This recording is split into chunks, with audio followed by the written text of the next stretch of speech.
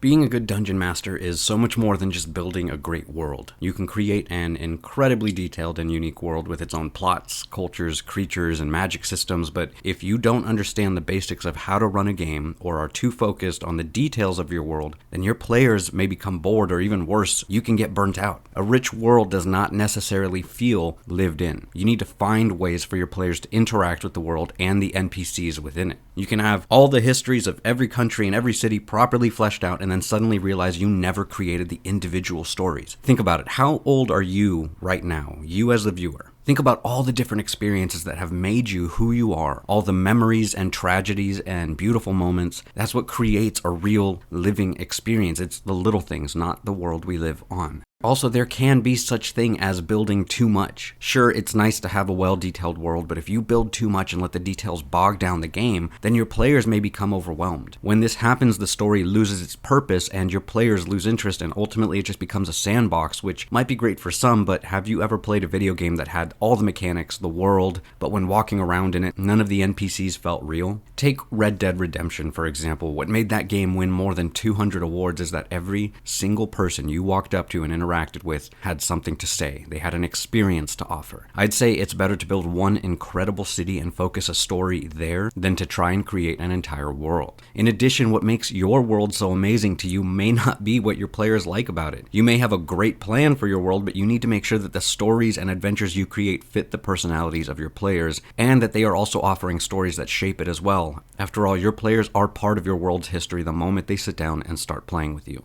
You also need to be able to communicate effectively. It doesn't matter if you have the world's best map and fleshed out histories if you suck at the actual DM part. Let me ask you this. When in combat, do you just say, okay, that hits 10 points of damage? Or do your players walk into a shop and just list off the things they want to buy and then you skip to the next part? I'm not saying you need to choreograph every combat or that they need to meet every shopkeeper, but your job is to take the world you built and show it to them with words, and that can be a difficult skill for even the most seasoned veterans. With so many moving pieces to being a good DM, building the world is just one of them. You still need to create balanced encounters, memorable NPCs, and stories. You need to know when it's time for combat or role-playing. Think about themes. It takes so much more than just building a world and saying, okay, let's play. So if you're thinking about becoming a great DM, remember that it doesn't all come down to your world building skills. Keep growing and learning all skills if you really want to be a good DM, which ultimately means being a good storyteller. Let me know some of your best world building tips down below in the comments.